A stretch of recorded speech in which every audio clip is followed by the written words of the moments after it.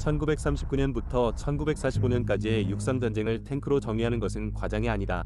프로펠러가 없는 두 개의 엔진을 가진 독일 비행기가 그들의 비행기를 초속 500마일 이상의 속도로 빠르게 지나가며 그것에 4개의 30mm 대포로 연합군 비행기에 치명적이고 파괴적인 일격을 가했습니다. 메서슈미트 미-262는 세계 최초의 운용 가능한 제트 전투기로 1944년 7월 26일에 전투에 참가하였고 이로써 새로운 시대의 공중전투, 제트 시대의 도래를 알렸습니다. 히틀러가 직접 프로젝트에 간섭하여 상당히 지연시키지 않았다면 이 비행기가 전체 전쟁에 어떤 영향을 미쳤을지만 상상해 볼 수 있습니다. 상어 같은 유체와 귀를 멍하게 하는 쌍둥이 엔진의 요란한 소음으로 미-262는 그것을 마주한 연합국 조종사들에게 무서운 인상을 남겼고 그들 자신의 프로펠러 구동 비행기는 그 최고 속도인 시간당 560마일에 가까이 다가가기 어려웠습니다. 독일인들은 곧 그들의 새로운 놀라운 무기에 폭풍새라는 별명을 붙였습니다. 그러나 그 명성은 종종 여러 단점, 특히 불에 잘 타는 경향이 있는 엔진과 함께 전쟁 중인 독일에서 점점 부족해지는 재료의 품질로 인해 끔찍하게 낮은 수명 주기를 겪었습니다. 연합국 조종사들은 또한 이 제트 전투기를 특별히 대응하기 위한 전략을 개발했지만 그럼에도 불구하고 비행 중이고 러프트와페의 숙련된 조종사들이 운용할 때 그것은 거의 불가능한 강력한 전투기였습니다. 1945년 5월 7일 히틀러의 죽음과 나치 독일의 항복 이후에도 폭풍새의 생명이 끝나지 않았다는 것은 자주 무시되는 사실이며 이는 2차 세계대전의 많은 무기들과 마찬가지입니다.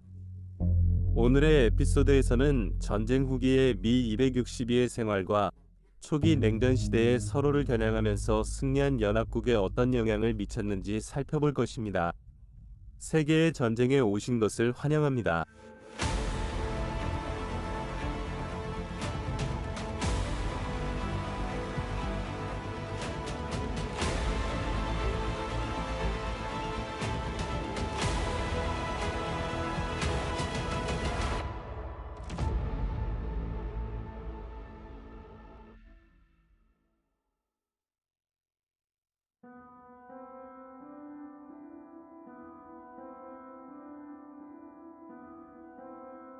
(1945년) 나치 독일이 전쟁으로 인해 고립되면서 동서 양쪽의 연합국은 이미 서로를 의심하며 전쟁 후의 의도에 대해 의심의 눈초리를 보내고 있었습니다.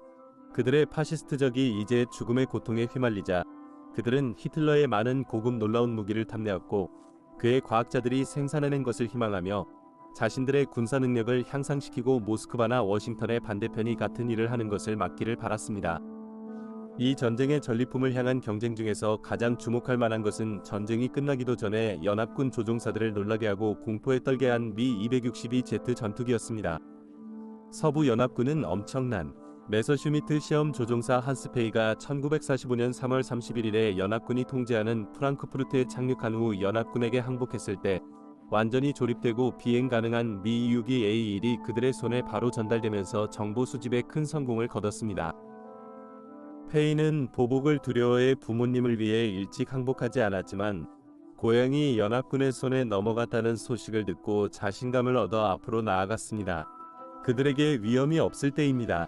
연합군은 이제 완전한 예시를 연구할 수 있을 뿐만 아니라 이 비행기를 조종하는 전문가도 가지게 되었고 페이는 그들에게 세계 최초의 실전 제트 전투기에 대한 풍부한 지식과 경험을 제공했습니다.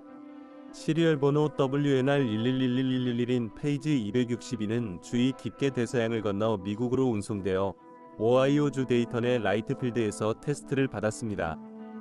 미국 육군의 왜곡 물자 활용팀에 의해 분해, 재조립, 그리고 철저히 연구된 이 비행기는 1945년 8월 말에 비행 테스트를 준비할 수 있었습니다. 8월 29일 전 B-17 플라잉 포트리스 조종사인 러셀 E. 대위가 슬리치는 이 비행기가 미국에서 첫 비행을 위해 조종석에 탔습니다. 이륙 후 곧바로 슬리치는 비행기가 불안정하다는 것을 느끼고 문제를 인지하였습니다. 그의 최고의 기량으로만 추락을 피했습니다.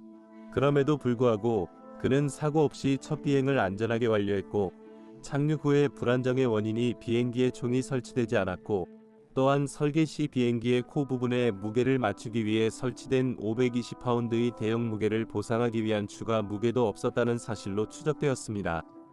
이 비행기는 또한 몇 대의 다른 미 262들과 함께 미국으로 보내져 평가를 받았는데, 이는 러프트와페 시크리츠 테크놀로지의 약자인 러스티라는 이름의 정보작전의 일부였습니다. 미국군이 미 262의 주요 기지인 네이발트를 장악했을 때 그들은 여러 대의 완전한 미 262를 발견했고, 그중 3대는 미국으로 이송되었습니다. 다른 곳에서는 RAF도 완전한 미 262들, 그 중에는 FUG 218 랩튼 레이더 세트가 완비된 2인승 야간 전투기를 포함하여 여러 대를 소유하게 되었습니다. 미 262의 테스트는 특히 영국에게 흥미로웠습니다. 영국은 동맹국 중에서 제트 기술을 선도하였으며 첫 번째 운용 가능한 동맹국 제트 전투기인 글로스터 메테오를 생산하였습니다. 두 비행기를 비교하면 전쟁이 끝날 때까지 독일이 얼마나 항공 설계에서 앞서 있었는지를 보여줍니다.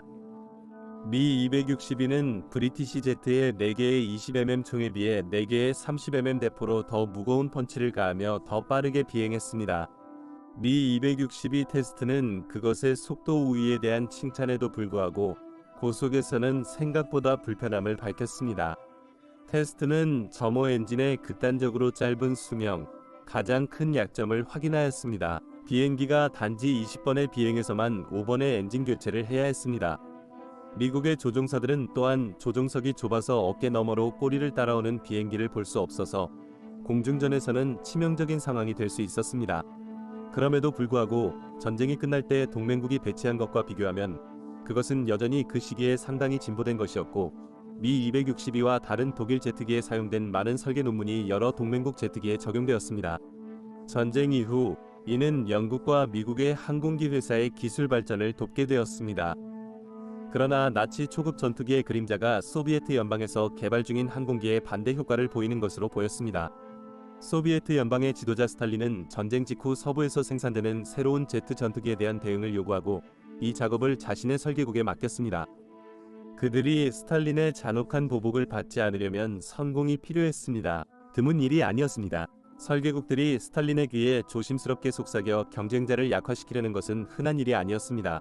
야코브레프 설계국은 이런 비열한 전략의 주요 범인이었고, 경쟁자인 수호이가 그들의 수 구쌍발 전투기를 공개했을 때 야코브레프는 그 비행기가 미 262와 매우 비슷해 보인다고 댓글을 남겼다고 합니다.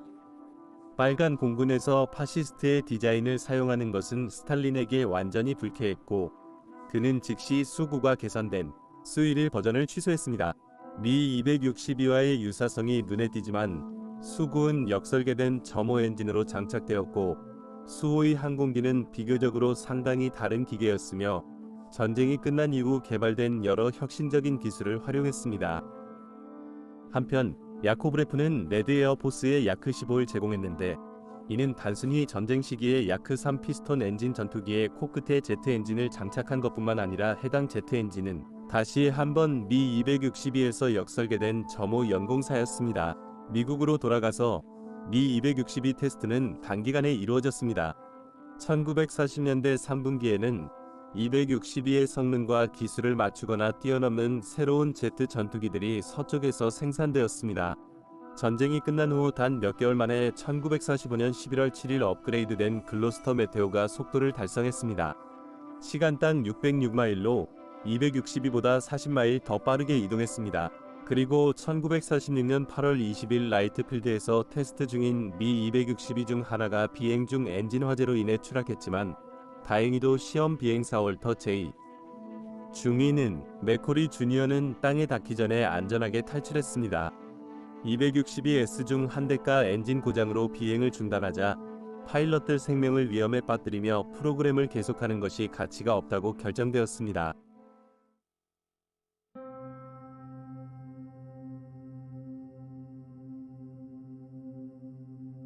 히틀러는 항상 자신을 전쟁 후 독일 국경 밖에 사는 게르만족의 해방자로 보았고, 1938년 3월에 오스트리아와의 안슐루스를 달성한 후에는 많은 수의 독일인이 거주하는 체코슬로바키아를 다음 목표로 삼았습니다. 1938년 9월 미넨 협정 후 체코슬로바키아의 방어력을 약화시키는 수데텔란드를 장악한 것은 그 지역에 많은 노력이 집중되었기 때문이었습니다.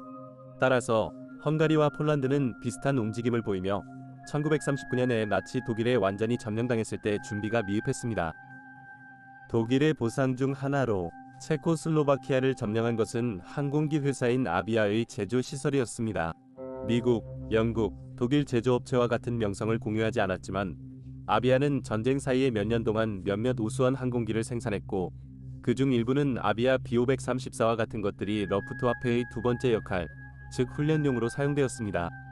아비아는 독일 항공기 제작을 위해 자신의 전문 지식을 빠르게 활용하였습니다. 러프트와페를 위해 많은 독일 공구가 이 회사로 이전되어야 했습니다. AVIA는 메저스치미트 부프 109 전투기 제조에 참여했으며 전쟁 막바지에는 독일 제트 전투기를 철도 터널 내에서 제조하여 연합군의 공습으로부터 보호하였습니다. 전쟁이 끝난 후에도 체코슬로바키아에는 미-261을 위한 공구, 장치, 설명서, 부분 완성된 기체와 엔진이 남아 있었습니다. 체코인들에게 반환되기 전에 진군하는 소비에트군에게 압수되었습니다. 빠르게 군대를 재건해야 했던 체코슬로바키아 정부는 재설립된 체코 공군을 위해 독일 설계자들을 구축하기 위해 전 점령국이 제공한 도구를 활용하기로 결정했습니다. 그래서 아비아는 약간의 야심찬 결정을 내리고 스스로 미-261을 제작하기 시작했습니다. 1945년 말에 체코슬로바키아의 첫 번째 제트 전투기로 미-262 A1A 변형을 기반으로 한 작업이 시작되었습니다. 파시스트 출신의 오명을 털어내기 위해 아비아는 이 항공기의 명칭을 아비아 S-92 터비나로 변경하였고 1946년 8월 27일에 아비아의 수석 조종사인 안톤 크라우스가 첫 시험 비행을 수행하였습니다. 첫 항공기는 1개월도 안 돼 추락했지만 이는 아비아의 프로젝트 열정을 꺾지 않았고 그들은 더 많은 예시를 만드는 데 진행 중이었습니다. 이에는 시스-92로 지정된 바이나의 세대의 2인승 훈련기가 포함되었으며 이들은 1946년 12월 10일에 처음으로 공중으로 떠올랐습니다. 정커스 점호 연궁사 엔진도 새로운 지정을 받아 M형사가 되었습니다. 전쟁 시의 선조에 비해 M형사는 전략 부품에 대한 많은 전쟁 시 제한과 제약이 해제되면서 품질이 향상되어 훨씬 더 좋은 엔진이라고 알려졌습니다. 루프트와페는 이 엔진들의 수명이 대략 30시간이라고 보고했지만 체코슬로바키아의 조종사들은 조심스런 유지보수와 조종사들의 사용으로 그 시간의 2배까지 엔진을 사용할 수 있다고 보고했습니다. 단일 S-92 BMW 003 터보제트 2개와 함께 시험되었습니다. 그러나 추가 추력에도 불구하고 이 설치는 성공하지 못했고 모든 운용 중인 S-92들은 그들의 M형사 엔진을 유지하였습니다. 1946년에 첫 번째 운용 가능한 S-92들이 체코 공군에 전달되어 항공기 운용 방법을 훈련시키는 데 사용되었습니다. 성능 면에서 S-92는 모든 면에서 전쟁 시기에 전임자만큼 능력이 있었으며 평행 비행에서 시간당 560마일에 도달할 수 있었으며 또한 4개의 코마운트 30mm 대포의 파괴력을 유지하고 있었습니다. 그러나 1950년에 체코 공군이 이 유형의 첫 번째 운용 제트 스쿼드론을 구성할 준비가 된 시점에는 이러한 성능 수치는 북미 등의 최신 설계에 뒤처져 있었습니다. F-86 세이버와 비교하면 S-92는 상대적으로 노령으로 보였습니다. 체코슬로바키아가 공산주의 영향권에 속해 새로운 소비에트 제트 전투기에 접근하게 되면서 S-92의 전선 경력은 상대적으로 짧고 덜 주목받게 되었습니다. 그들의 가장 큰 영향력은 아마도 체코슬로바키아 공군 기지를 방문하는 사람들에게 주는 충격이었을 것입니다. 나치의 전투기가 아직도 사용 중입니다. 빠르게 훈련 역할로 전락한 이 작은 함대는 1950년대 체코 공군의 순위를 채우는 더 고급 비행기로 넘어가기 전에 조종사들에게 처음으로 제트 성능을 체험하게 하는 데 사용되었습니다. 그러나 이 역할도 짧게 머물렀고 첫 번째 완전한 비행대가 구성된 지 한 년도 안 되어 195년에 S-92들은 영구적으로 착륙하고 폐기되기 전에 교육용 공기 프레임으로 사용되었습니다. 또한 박물관에 기증됐습니다.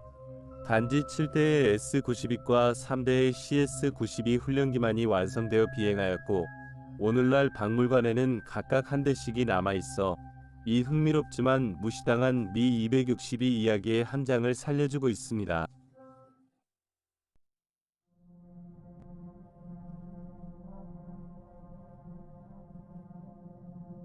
미 262에 대한 관심이 많아 1990년대와 2000년대 초에는 수많은 노력이 있었어서 하늘로 돌아가 전쟁기 장면에 합류하는 예시를 제공했습니다.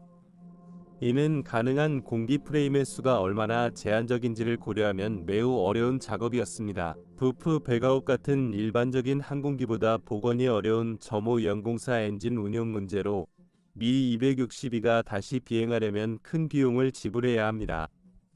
미 262 프로젝트에 들어가면 1993년에 설립된 미국 회사는 항공 가능한 복제품 미 262를 제작하는 것을 목표로 하였지만 주로 현대의 제너럴 일렉트릭 CJ610 터보제트 엔진을 장착하는 현대 부품을 사용하였습니다. 워싱턴주 시애틀 근처의 페인필드에 위치한 이 회사는 일부 항공기가 교환 가능하며 단석 및 이석 구성 모드에서 사용 가능한 5대의 항공기를 생산하였습니다. 첫 번째로 적절한 미국 N262AZ 등록번호의 미 262B 이석 복제기는 2002년 12월 20일 처음 비행했습니다. 이들은 세계에서 가장 독특한 항공기 중 일부라는 것을 거의 모든 사람이 인정할 것이며 이들은 과거를 엿보게 해주며 이 놀라운 항공기가 제2차 세계대전의 어두운 시절에 비행할 때 어떤 모습이었는지를 보여주면서 전 세계의 역사 애호가들을 매료시키고 있습니다. 전체 미 262 이야기는 물결표로 대표됩니다. 가장 어두운 마음에도 봉사하며 인류의 가능성을 증명합니다. 우리가 이 놀라운 기술과 그것이 개척한 시대를 경외하며 돌아볼 때 이것이 파시즘의 원인을 추진하고 가장 악한 사람들의 힘을 강화하기 위해 생겨났다는 것을 절대 잊어서는 안 됩니다. 미 262의 이야기를 여러분과 공유했습니다. 댓글 남겨주세요. 생각과 반응을 댓글로 남기고 비디오 좋아요와 구독으로 채널을 지원해주세요. 시청 감사. 다음에 뵙겠습니다.